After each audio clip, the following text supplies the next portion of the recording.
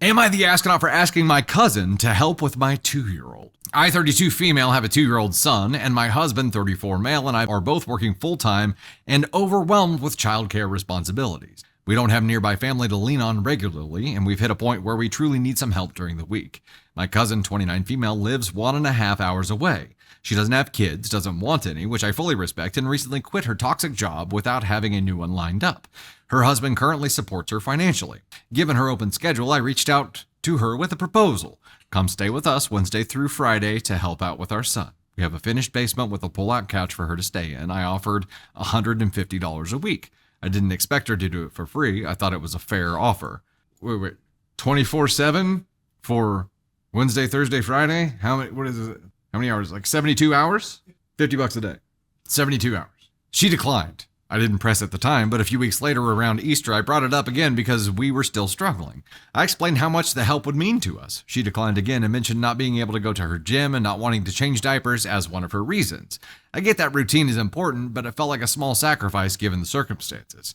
At our Mother's Day barbecue, my husband privately asked her mom, my aunt, if she could try talking to her. Oh, you're just going to force her into it now. That's going to work. Tell you what. You know who I want watching my kid? The people who I have to trick into watching my kid. That's the people I want to trust with my child's life. My cousin overheard, got angry, said we were being disrespectful by going around her, and left early. Since then, she has ignored all of our messages and skipped our Memorial Day barbecue, which she usually attends.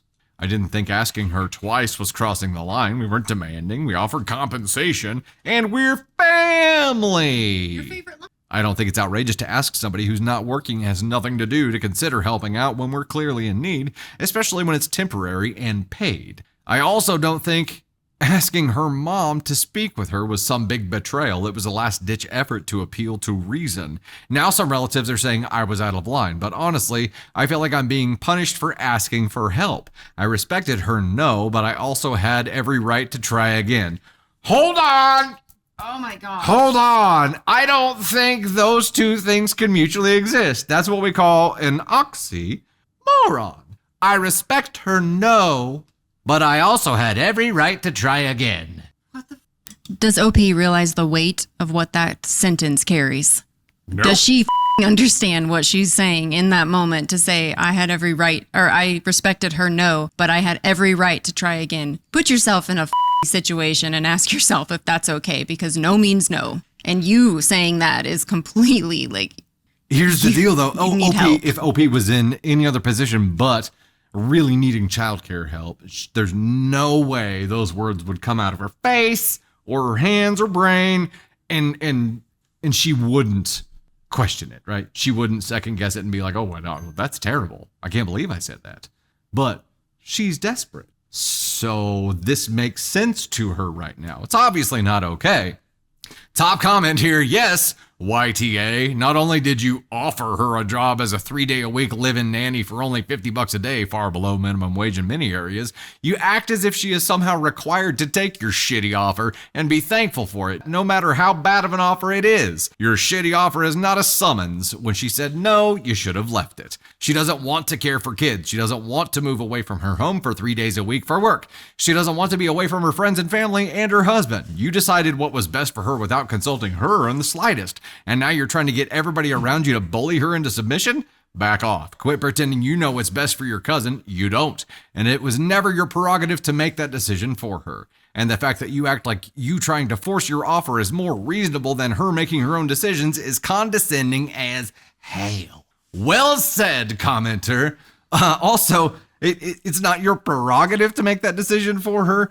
And this is something that you should, like, f*** off, okay? What you tried to do was manipulate someone into being your live-in solution. You took somebody who doesn't want to do this and tried convincing them that it was the right thing to do. Not just for you, but for them. This is not okay. Also, I go back to this. You don't want somebody who doesn't want to watch your kids watching your kids. You don't think your kids notice when the person who is there in charge of them doesn't want to be there? Your kids notice. Why would you want that vibe for your kids in the first place? Dr. Sweets dropped the 5 on the YouTube side, says, I don't think some people who have kids understand the people who don't want children. That includes not wanting to take care of your children. Yeah, it's like not having kids in a family is like having a truck. Does that mean that like you're automatically the first call to babysit because you don't have kids? It's like if you have the truck, you're obviously the first call for everybody that needs something moved, right? 3 nights on a pull-out sofa. Yeah, hey, it's $50 a day. You know what I mean? I don't know. This seems like a giant overstep to me. So yeah, YTA, where on the scale though? It definitely checks the box for 4. Definitely checks the box for 3. It definitely checks the box for 2. Does it check the box for 1? I think the instant, well, once those words came out of their mouth, yeah, it did. And when they tried to go to her mom and like somehow gaslight her into making this choice, which was starting to feel less like a choice and was starting to feel more like a sentence. Yeah, they did. Ask on 1. The entitlement. Mom made it to beyond ask on 1.